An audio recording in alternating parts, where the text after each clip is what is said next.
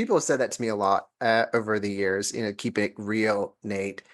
And what I mean by that is authentic people, authentically resilient people do four key things really well in order to get through life's adversity. And life's adversities, as you know, stack up. You are listening to Amplify Your Success Podcast, episode 407. And today I've got a special guest joining us to talk about how to be authentically resilient in your life and in your business. You ready for this? Let's get started. Welcome to the Amplify Your Success Podcast. Get ready to ramp up your revenue, amplify your impact, and make your mark in the world. This is the show for experts, thought leaders, and service professionals who want to shatter their limits and achieve that next level. You're going to find out from other experts and influencers how they made it. Now, let's get amplified. Hi there, inspired entrepreneurs and business leaders. It's Melanie Benson, your host, authority amplifier, and possibility igniter for experts ready to reach consistent 5 and 6 figure months. My specialty is helping people learn how to be visible with a lighthouse message and to be consistently in front of the right audiences. And one of the things that I love about today's episode and our guest is to do that. You've got to be resilient. So I'm about ready to cross my 24-year mark in business. And it's been full of ups and downs. It was down in the beginning. I had to tap into resilience to really uncover the path to making money in business. I started making really good money. And then everything stopped working one day. And part of it was because I'd lost a bit of the authenticity of why I wanted to start, what my big why was in the world.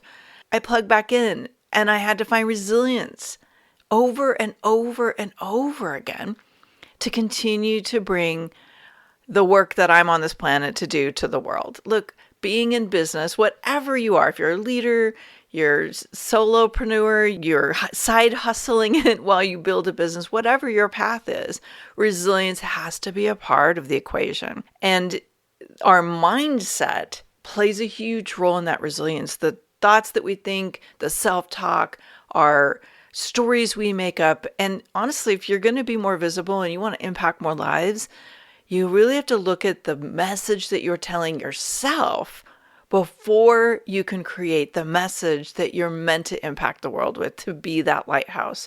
I love so much this conversation that I had with our guest today, and it just kept reminding me how important the inner game work is as we continue to ambitiously drive forward the work that we're meant to do in the world.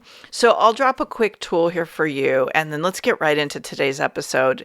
The tool is my framework. It is all 7 of the pieces, plus a bonus tip, on what it takes to not just make good money, but to also make that great impact in the world, to be able to take your lighthouse message and amplify the reach of it. And this is the exact framework that I started my business with, that helped me get to my first 6 figures and then multiply that 6 figures over and over again. And it's what I've done when I rebranded, when I pivoted, when I wanted to stoke the fires and take things to the next level. And this framework is very simple, and yet so many pieces are often missing for people. So let's get that framework in your hands. If you head to melaniebenson.com/framework, download it. I just want you to really self-assess. Check in with yourself and find out how many of those elements in the framework are you operating at 100% with, and are there any that need a little bit fine-tuning and optimization? That's my gift to you today. Now, let's get right into today's guest. Welcome back, Amplifiers. It's Melanie Benson, your host of Amplify Your Success. And today, just been looking forward to this conversation so much. We're going to talk about building authentic resilience and how to get real with your life and live with well-being and joy. Let me introduce you to our guest today is Nathan Andres. He's a renowned resilience coach and the Amazon best-selling and award-winning author of the transformative book, Your Real Life. Now, he's dedicated over 2 decades to helping individuals discover and harness their authentic selves using what he calls the real model framework, which I know he'll unpack for us today. And I loved this when I was reading about Nathan as we're inviting him onto the show. He's a triple award winner with his book. It snagged first place, gold medal for business psychology. Woohoo! Second place silver medal for the LGBTQ inspiration self-help for the Bookfest Awards, and a literary Titan gold medal for nonfiction. Nathan, I don't know what any of those awards mean, but they're super impressive. And I just want to say a really big congratulations and welcome to the show. Thank you, Melanie. I didn't think we were going to start there, but yeah, I'm kind of the surprise author who's collecting awards. That was unexpected. But then, a lot of the interesting things that happen in life are unexpected. So Right? I'm just thrilled to be here. I'm thrilled to have you. And we were talking in the green room a little bit. It's what we're facing in our world.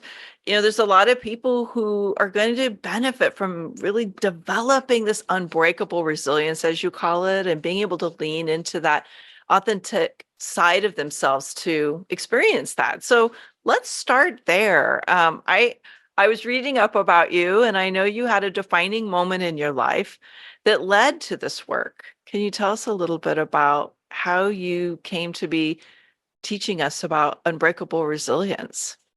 Yeah, thanks for that first one out the gate, Melanie. I think, the story that gets me going in this direction is that of 2019, probably the worst year of my life. I had some injuries. I had 4 deaths in the family. My dog nearly died. I was living in Hong Kong where there were a lot of political protests going on. My job was really, really wild at the time. And I ended up in the hospital with a burnout. And if anyone's listening who's experienced burnout before, you may know. And I would say entrepreneurs and business owners and people who are, pushing it every day are often in these places where you get to be a little bit sticky, and it can be a lot sticky. And that's where I was in the hospital. And I came out the other side of that thinking, what in the heck just happened? And what I realized was I was really far away from my own personal mission and purpose. And then a few months later, we end up going into COVID. So suddenly there's this kind of impetus and question, because people were asking me, how did you go from the worst year of your life into being a superstar in COVID? Because I had a momentous kind of experience in the company that I was working for in terms of leading well-being and mental health and driving these things. I say, well, how did you do that, Nathan? And I wasn't quite sure. And I said, I need to answer that question. What's the secret sauce of my own resilience? And that's what put this book in motion. It's what put the kind of the momentum and the wind in the sail for me to uncover what I believe is truly the solidifier for all the years of work that I've been working with employees and clients and coaching people around the world. And that is what I call the real model. Hmm. Yeah, the real model was very intriguing to me. And I want us to talk a little bit about it. But let's, before we do that, I just want to talk a little bit more about authenticity. I Yeah. think it's a word that's used a lot in our space, right? Especially in the coaching world. You want to be authentic in your messaging. You want to be authentic in your, in how you show up as an influencer. You want to be authentic, right? Like, what does that mean to you? And how does that tie into being resilient? Yeah. So for me, the question that I was answering really about what is resilience started with who am I? And that who am I really is kind of for me the big glue of authenticity. And when I put those two things together, which is authentic resilience, that became kind of this magic formula. For me, if we talk about authenticity, it is 3 key things. Firstly, it's about getting to know yourself. And it's different, from talking about things you know about yourself versus actually being yourself. What do I mean by that is getting a deep dive into your values, Mm. into your beliefs, into your core principled philosophies about how you think, how you want to breathe, and it's about then understanding from the inside of who you are and bringing those to the outside world. And you bring these values, beliefs, these thoughts, feelings, philosophies to the outside world. You experience them in the greater world, and you bring the outside experiences, your lived experiences, those that are unique to you, you bring those back inside. So it is a outside in, inside out experience, and an inside outside in experience to really get grounded in all the things of who you are. And that includes, the things that have happened to you as a child, the things that are part of your education, the perspectives that you've experienced, in your life, and bringing those all together, and then enabling that by the other two things, which Mm. is releasing the stuff that doesn't serve you, really letting go. And that's self-doubt, that's imposter syndrome, that's process addiction, that is a whole bunch of the inner critic voice that squawks in the background telling you all this stuff that's not true, letting all of that go and being really okay with that. And last part of this formula of authenticity really is about loving yourself Mm. and being really clear about, I define that as the self love trifecta, the trifecta of self love, which is self care, how you take care of yourself and your body. It is about self compassion. And also, very importantly, and a lot of people forget about this, Melanie, is self advocacy. You have to stand up for yourself. So if you really want to be authentic, it really is about those three things: knowing who you are from the inside out, outside in, letting go of the crap, because we all got a lot of that, and then really learning how to love yourself inside out, outside in, so that Mm. you can show up powerfully as your full and whole self. I love that. You used a term I'm not familiar with, so I'd like to just take a step back into, you called it process something. Process Process, addiction. process addiction. Yes. Yeah. What is that? Psychologists will tell you that process addiction is substituting a behavior for the absence or in search of validation. Mm. And when you are not really paying attention to yourself, and or you have shame, or you've got guilt, or you have imposter syndrome, or you have, self-doubt, and suddenly these things lead you down the pathway of inauthentic self, you can suddenly go into a place where you're processing addictions like shopping or gambling or sex or drugs or rock and roll, and avoiding all of the true things of your lived experience and ignoring that in order to cover up shame and to ignore kind of those inner core values and beliefs that enable you to be who you are. And process addiction, it comes in a lot of varieties. You might see it as a really positive thing. There's a lot of bodybuilders and weightlifters who have process addiction because they've got shame of their body in other ways, or they're covering up something else. So in order to really be authentic, and I'm not saying bodybuilders, aren't authentic. Okay. They're actually Right. some of the most authentic people I know because they know their bodies so well. But process addiction as an item that doesn't serve us is one of those things that, we have to be really careful of as we live authentic lives. Mm. And might I just add into that? I'm assuming that busyness could also be, I was speaking to our entrepreneurial community. I Yep. see a lot of entrepreneurs who are so busy, they've immersed themselves so deeply in the activities of building and creating and all of that. But that, again, I would suspect that that's a place where that process addiction can take over, because we're just checking out on the thing that we haven't resolved in our life. Yeah. Workaholics Yeah, often definitely. have this in their shadow strengths. They might say, well, I'm super driven and achievement is my value. But the process addiction behind the scenes is, overwork. Mm. I had it too. I think I told you I started this Sure. conversation with a burnout, you know. So, when you're aware of those things, and that's the point of authenticity, is becoming super aware of how you put these things together in your life so you can Mm. show up for yourself. Yeah. Let's talk about your real framework, this Okay. model that you use. I love it if you would just unpack what that means. How many times, Melanie, has someone said, "Come on, Melanie, get real"? All Uh, you right. know, people have said that to me a lot over the years. Keep it real, Nate. And what I mean by that is authentic people, authentically resilient people do four key things really well in order to get through life's adversity. And life's adversities, as you know, stack up. We were talking in the green room about my boating accident, and I didn't anticipate getting into a water skiing problem, but I did. And how do you get through that? Well, I had to get real. The first thing I had to do was face reality. And that is the R. When you face challenges and when people are, struggling, they got to look at reality. And reality is absolutely the first dimension that enables people to understand what's happening. And you move through what I call the reality curve. That's the first dimension. The second dimension is all about energy. And this is what I talk a lot with my clients, particularly young entrepreneurs who are starting out, is they got all this energy, but they don't know how to harness it. And or they get into, we were just talking about burnout and process addiction, you get into energy negative activities that take you down the wrong rabbit holes of focus.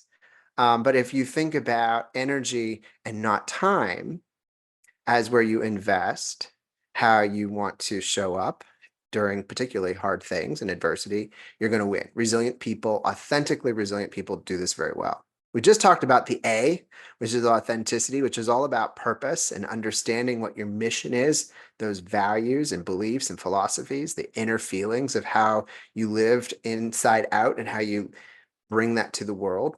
And the last part, people have said a lot, particularly psychologists who've looked at my model, have said, Nate, why is love part of this thing? And then they read the book and they're like, oh, we get it now. We're so glad you included love in part of your model because, not to sound cheesy, Melanie, but love does make the world go round. And love is one of the essential things that binds us as humans. We are a very unique species in this way. So when we look at authenticity and particularly people who are resilient, those who are more resilient do four key things in this world of love. They are understanding how to use forgiveness. They know how to powerfully communicate clearly and articulate themselves by using the words strategically, both internally and externally with others. They build community. The most resilient communities out there are, people who are going through war, who are going through hunger, who are going through disease or famine. The AIDS epidemic is a great study research of seeing how gay men came through the AIDS epidemic as a group. But when you create community, you win big, and resilience is born there. And last but not least is humor. There is science that actually shows that when we smile, that when we laugh, that when we use humor to make these things, these hard things that we experience in life, you get through things a little bit easier, a little bit softer, and it enables, love to kind of create space for people. And I also advocate bringing more love to business. There are a lot of businesses who aren't talking enough about love because it makes them uncomfortable. Yeah, But that's the model. I would agree. And I love that. As you're talking about love and the smiles, and first of all, I just so agree with that.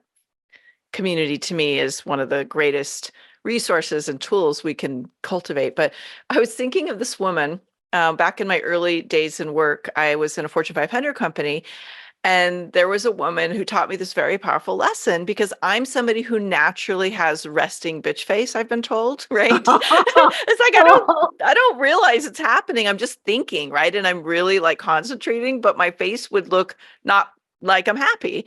And she taught me something. She used to hold a mirror, have a mirror hanging in her office. And I think she was in customer services, if I remember correctly. And she used to have really hard conversations, but she always did it with a smile.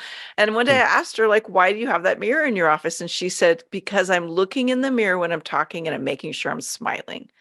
And that means that my language and my voice is going to come through a little nicer when I'm having tough conversations. I was like, oh my gosh, I'm doing that.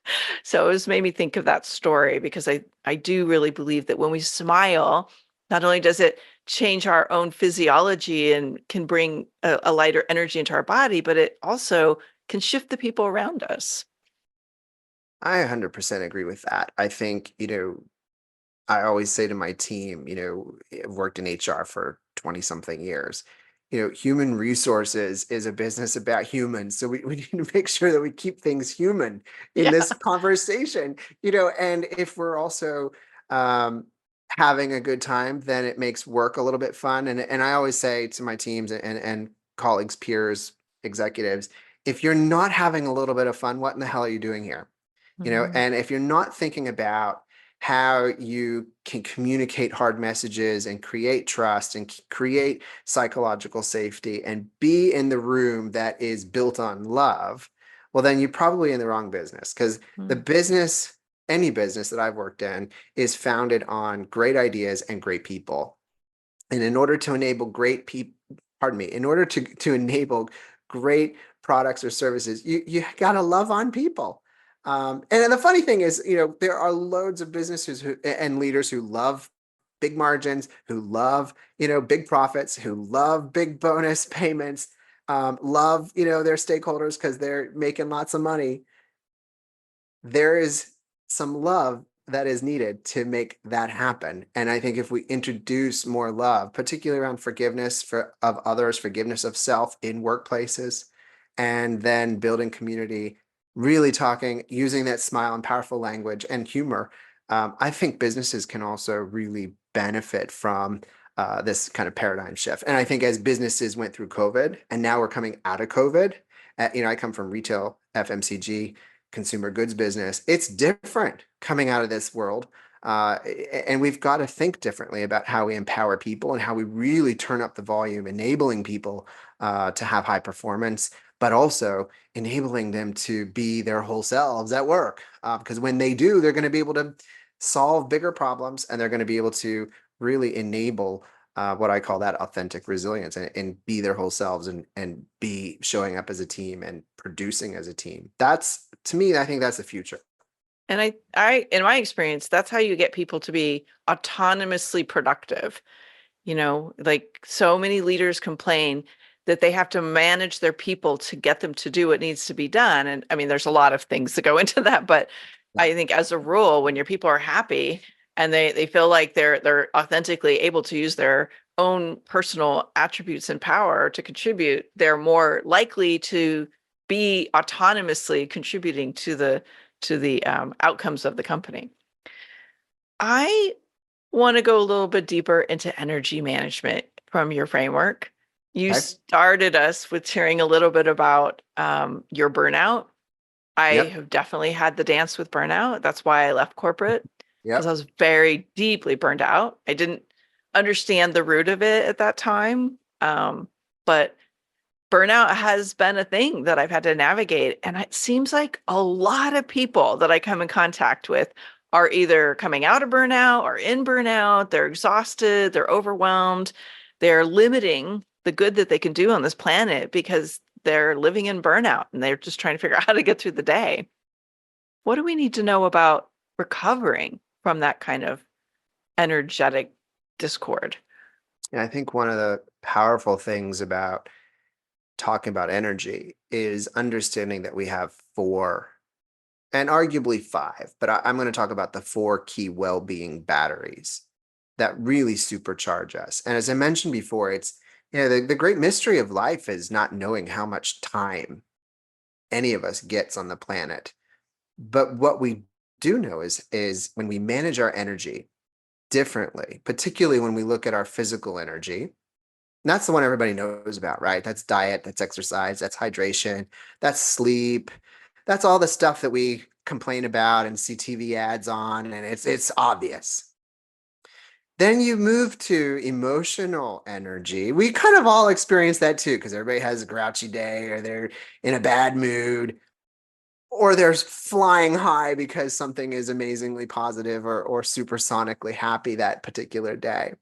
The other two, though, I think we don't talk enough about.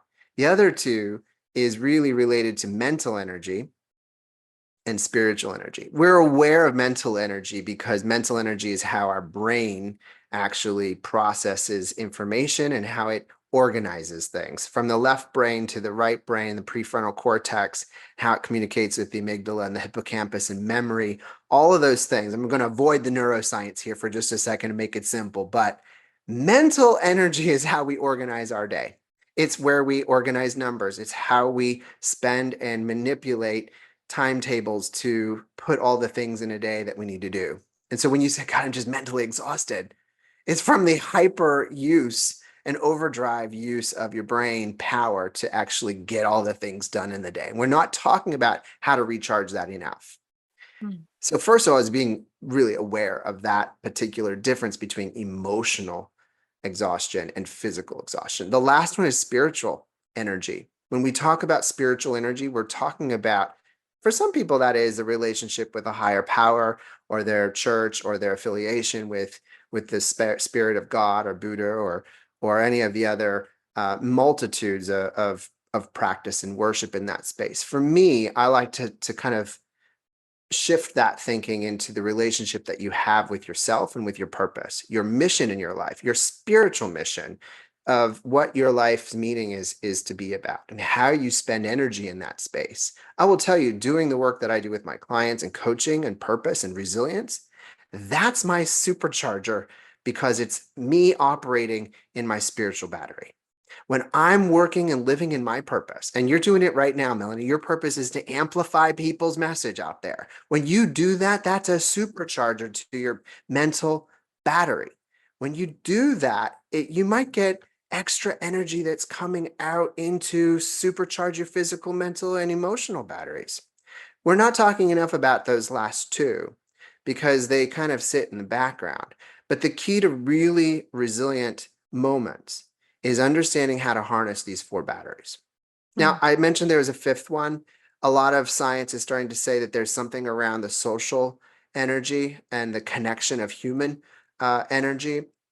I'm still exploring that as an idea, but I do think that in the bigger picture, these four fundamental energy batteries are what supercharge us. And then we look at how do we audit that when we do a realistic energy audit on positive things, energy positive, energy negative activities, and you think about which of those things in those lists of activities that charge up your batteries or drain your batteries, being aware of that is the first step. How then you supercharge those is by doing the things that make sense in each one of those battery packs, as I talk about in my book. And I know we're going to be pressed for time, so I'm gonna leave it there for folks to explore and be curious to connect with me on that later. Yeah, that's great. And I would have to say after the world experienced the pandemic, my guess is that social battery component has had a different resurgence, if you will, than maybe it had before. Because I know in my communities, everybody's like, I need to spend time with people. So perhaps relative to different world markers, that may ebb and flow a bit.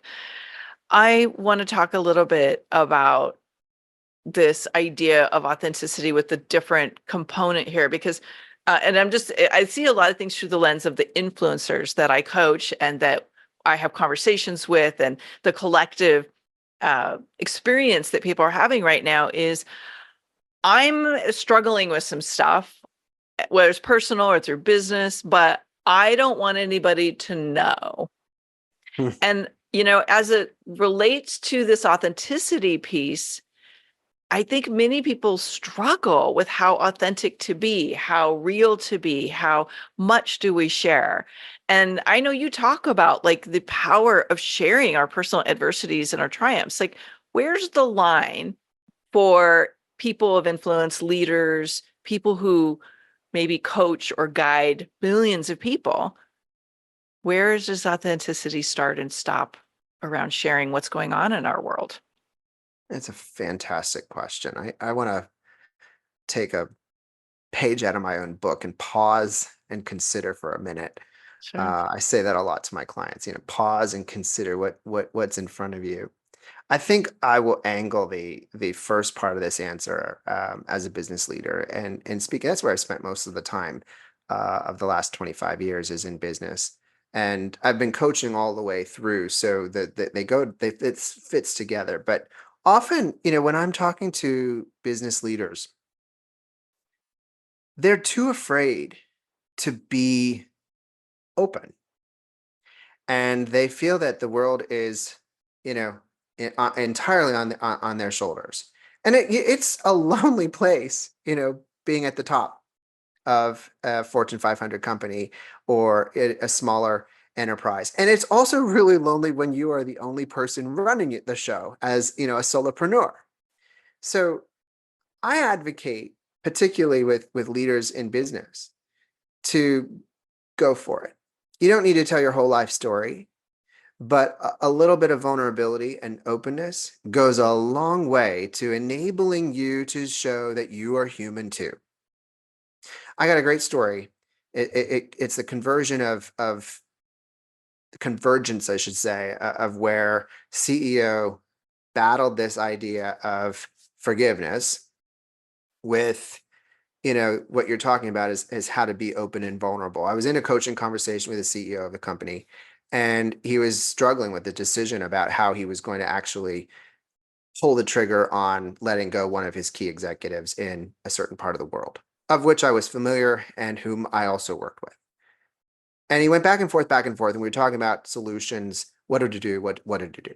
And I finally said to him, I said, "Hey, tell me what you're really thinking." And he did a pause and consider, because he's like, "God, do I tell you this?" And let's just call him Jim. I said, "Jim, it's me. I'm here to help guide you through this thing. What are you really thinking?"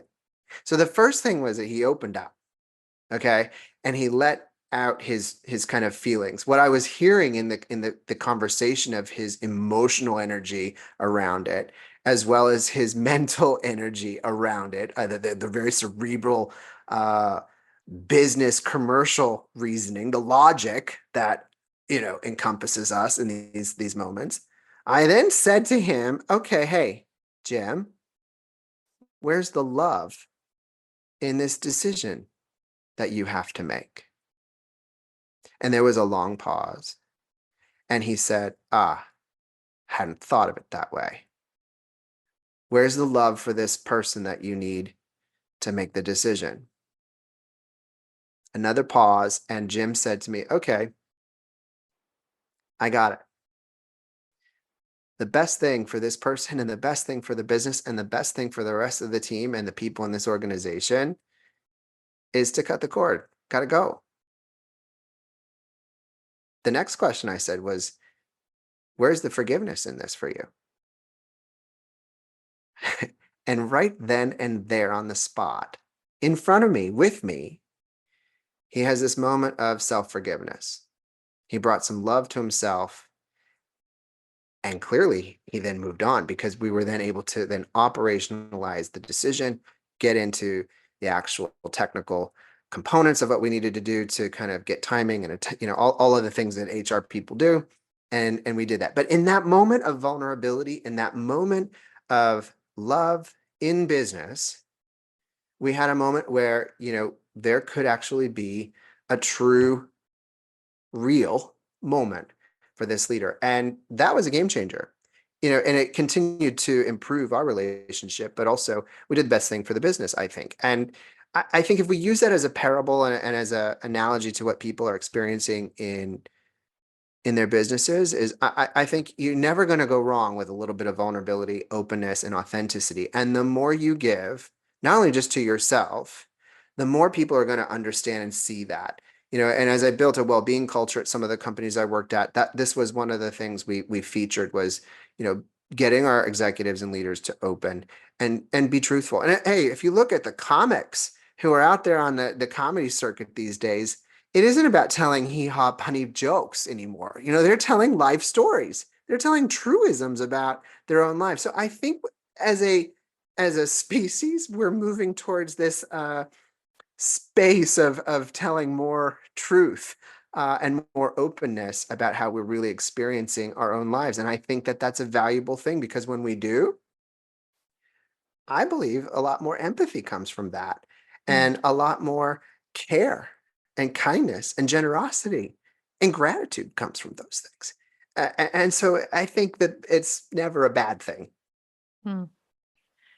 Such a beautiful story. I was just listening to you thinking, like, so many people are going to be able to relate to this And how exquisite is it to bring these conversations into a corporate environment? I just can see so much possibility for transformation at the corporate level to work with amazing coaches like yourself.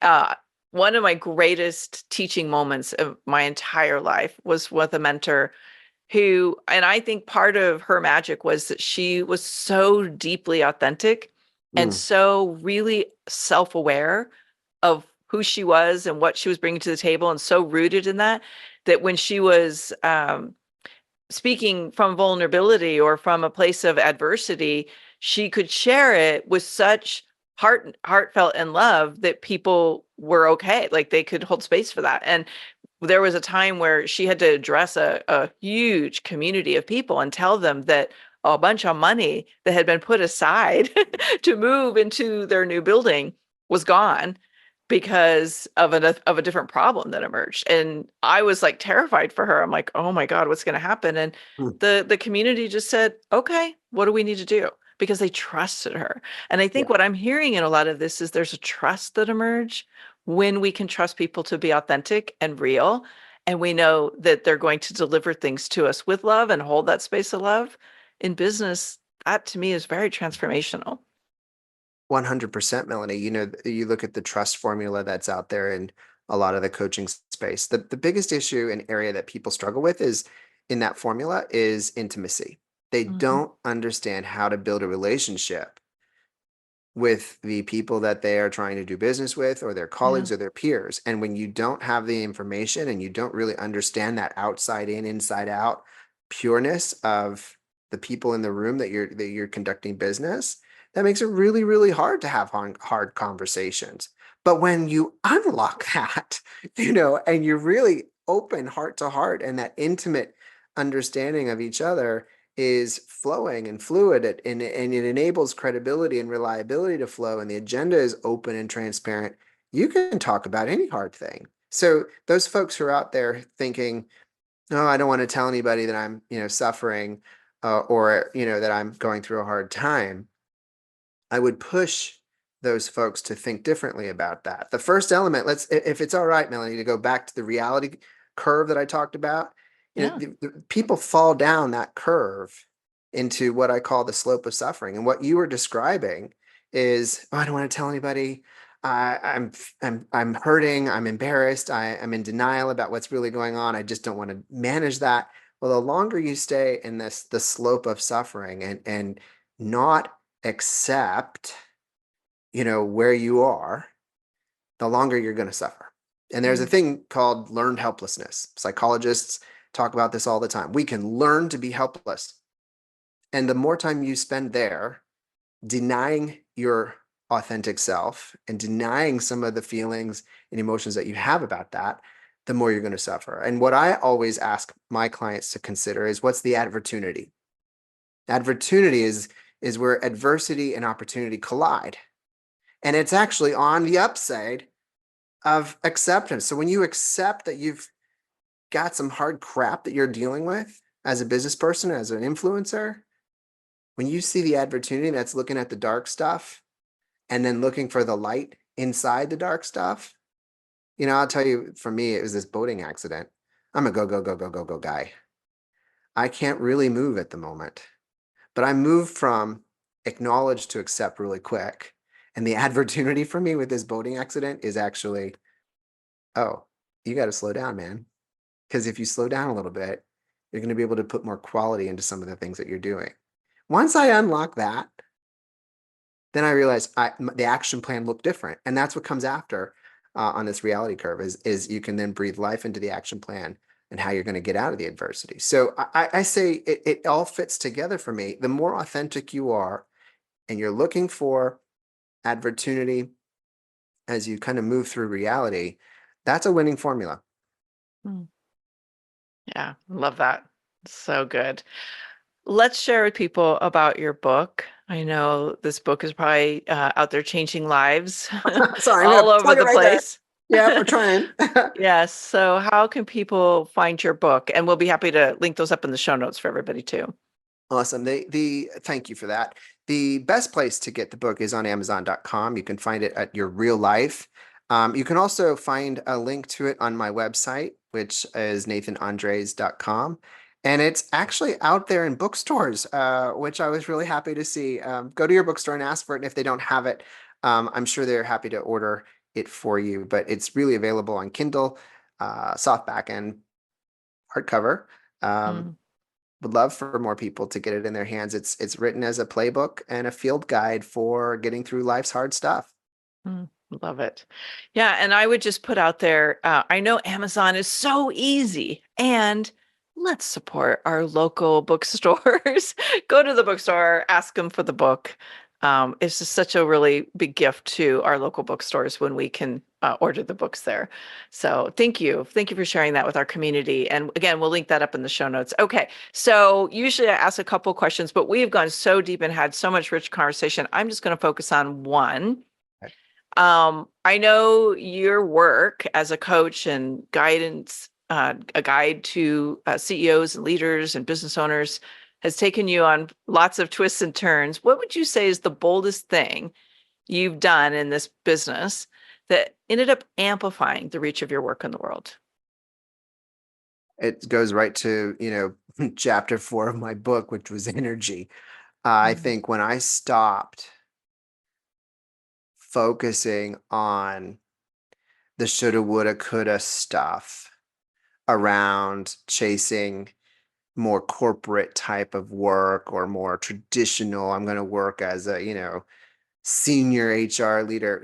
When I stopped thinking in those terms and then shifted my energy and started to put energy positive activity in the things that I wanted to do to build my business, I started getting clients and I started collecting more referrals and recommendations. And then more people said, oh my God, we heard you work with this person.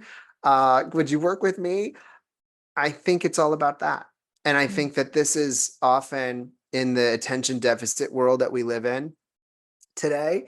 Um, the key to cracking the code is put your energy in the right places, understand where your well-being energy comes from, and then as you breathe life into your action plan, make sure you've got the right battery chargers in place. And I'm constantly reminded that my purpose, which is building authenticity and resilience in others, when I am using that as a North Star in my day-to-day life activities, unstoppable.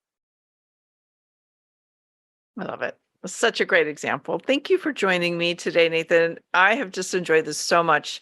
And as you're listening in today, I want to hear from you. What was that inspirational moment? What is the real formula component that you know is going to be able to be inputted into your life and make a big difference?